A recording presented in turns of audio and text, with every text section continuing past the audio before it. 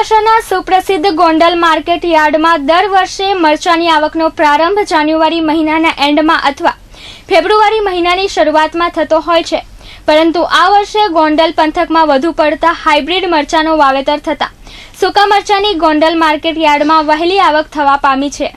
Gondal market યાર્ડમાં મોટા ભાગે ફેબ્રુઆરી માસના પ્રારંભ સાથે જ વિખ્યાત ગોંડલિયા મરચાની આવકો થતી હોય છે, પરંતુ આ વર્ષે ગોંડલ પંથકમાં હાઇબ્રિડ મરચાનો વહેલો પાક આવતા માર્કેટ યાર્ડમાં 2-3 દિવસથી મરચાની આવકનો પ્રારંભ થવા પામ્યો છે।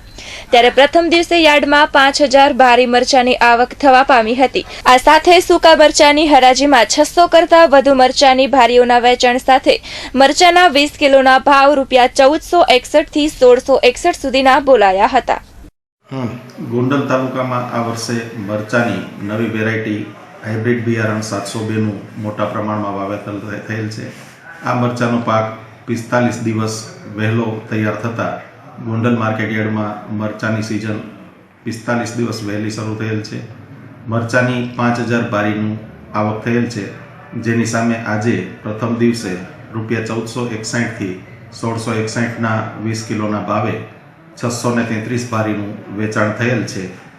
ખેડૂત ભાઈઓને પેમેન્ટ ચેકથી કરવામાં આવેલ છે, તેમજ ગોંડલ વિસ્તારની જે પ્રખ્યાત વેરાયટી છે ગોલર, સિંગલ પટ્ટો, ડબલ પટ્ટો, આ વેરાયટીની આવક 45 દિવસ પછી શરૂ થશે।